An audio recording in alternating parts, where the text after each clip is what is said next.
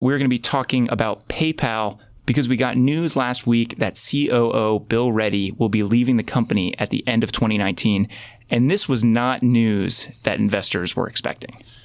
No, it's never expected when a key executive like that, especially one in charge of something as high growth as Venmo, leaves. It's like, why would you, you've heard the expression, don't abandon it. People like to abandon a sinking ship. This guy's abandoning a ship that's chugging ahead at full speed. So that's why this kind of catches investors off guard a little bit. I think that this move makes a little bit more sense when you understand how Reddy got to PayPal and maybe how he just generally thinks about his career and, his kind of path in the corporate world. He was acqui-hired back in 2013 when PayPal bought his company Braintree, and he has largely been in charge of Venmo during that time. To me, he seems like he's someone who's a little bit of a serial entrepreneur, someone who likes to take on high growth opportunities. And the reason that the company gave for him leaving was that he was going to be doing just that. He is pursuing other entrepreneurial efforts, certainly better than something bad coming out about him and the company having to deal with that. But it is tough to lose someone who is so key to the efforts of maybe the highest growth opportunity for them. Sure. I mean, PayPal is, a tremendous machine right now. I think, what are they making? $19 billion or $16 billion in revenue over the past 12 months, $100 billion in payment volume they're on track to do this year. And Venmo is not a big profitable machine yet. It's the highest growth machine. It accounts for a lot of that $100 billion of payment volume, but they haven't really been able to monetize it yet. And as we were talking about a little bit before the show, when you're going from something that's currently free to trying to monetize it, it's very, very touchy. There are a lot of products right now that are growing rapidly that people use because they're free. Yeah, I think it's very easy to throw a party and tell people to come over. They don't have to pay for beer or snacks or anything like that. We'll cover the cost of that. You just have a good time. I think it's a little tougher to get people to come to a bar where drinks are $10. Sure, and that's kind of the tricky part. It can be done. I'm sure this is a more trendy area than I live in, but I'm sure you know of a lot of bars with very expensive drinks that have, you can't even walk in. Yeah. So it can be done.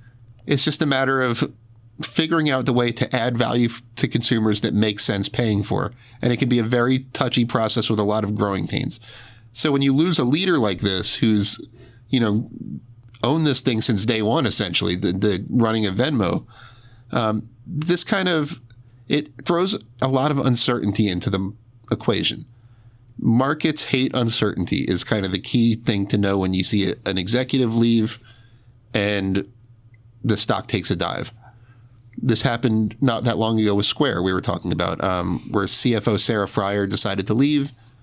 She accepted a CEO role. Great for her.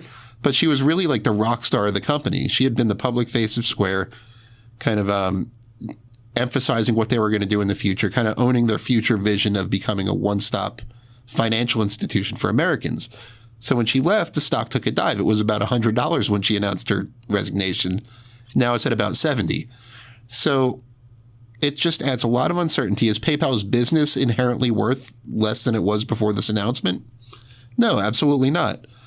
But it kind of brings up a lot of unanswered questions. Yeah, I think you look at his resume in his time at PayPal/Venmo, however you want to categorize it, pretty darn impressive. They've gotten this platform, this peer-to-peer payments platform, to the point where they have, I think, 40 million users that are fairly active on there. And he has done quite a bit to position them well in the space. One of the big things that he really prioritized was getting some collaborative efforts out there with the credit card companies and kind of having something that was, we're not totally competition. We're not totally friends. We're kind of in this frenemy space. And I think there are a lot of people that maybe wouldn't have done that. Right. And integrating with a lot of these other free payment platforms. Just in the past few days, they announced Google Pay would start integrating PayPal, which someone else might have thought of that as a competitor and something to stay away from. But now PayPal's becoming, or Venmo's everywhere now. I was one of the late adopters. I'm a little older, so I was a little earlier than you, but still a little bit on the tail end here. He's a millennial. So it's really my fault. Wait, you're not a millennial? I'm an older millennial. I'm a millennial by like 3 months. You and Brian Feroldi are both like trying to separate yourself from the millennial tag. I think you're firmly millennials. We didn't grow up with technology is the difference between older millennials. I didn't have my first cell phone until I was 19, and that was common. Yeah. I had a beeper in high school. You probably remember those from when you were like 5. I've only ever seen them in ER and Scrubs. And actually, that actually cues up something kind of interesting here with Reddy. I mean, he was one of the younger members of the executive team as well. And I think a lot of people were looking at the success that he's had and thought, this might be the guy that runs this company down the road. Right. And people don't want to see, especially with a product like Venmo, people don't want to see an old school financial executive running this. They want this is why, Jack Dorsey is such a, highly regarded CEO. He's a younger guy. He's actually my age. See, there you go. You could be running Square. I could.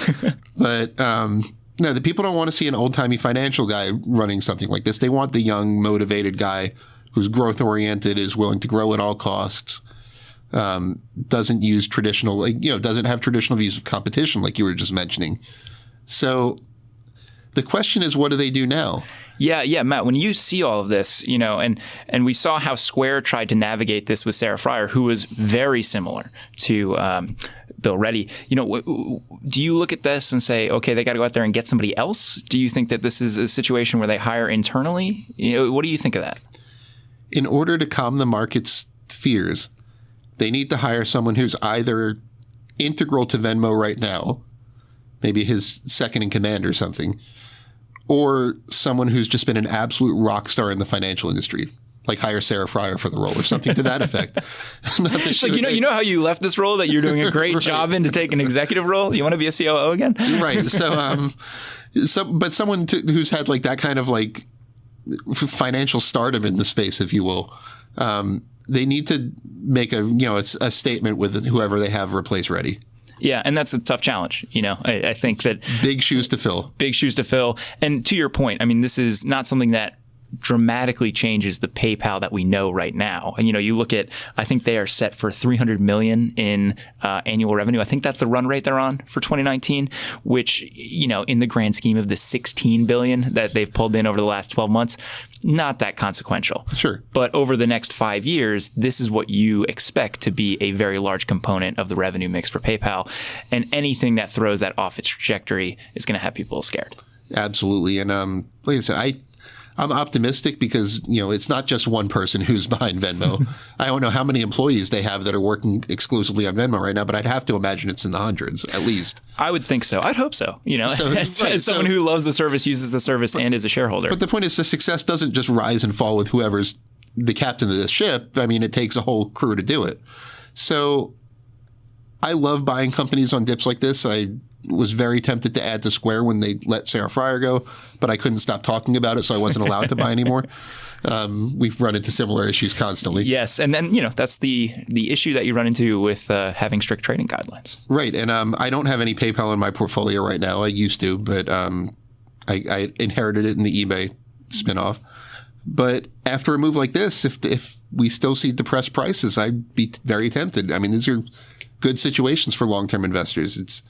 Will they get over this uncertainty? Will they figure out how to move forward and carry out their vision? I believe they will. So I love investing in situations like this where the only X factor is the departure of a key executive. Yeah, and you have to think, he's been at the company now for I think 5.5 years, something like that, is not leaving for another 5 months, 6 months. So he has the opportunity to lay out the blueprint for where things should go and make sure that the people that they bring in to help him execute on that do that. It's not like, okay, here's the bag, I'm running off. There is time to set up all of this stuff and for them to create a pretty solid roadmap. Hopefully they can execute on that. Right. That's roughly 10% of his entire tenure at the company that's still ahead of him. Yeah. When you look at the numbers. So yeah, he still has a lot of time to, get them in a good place to move forward.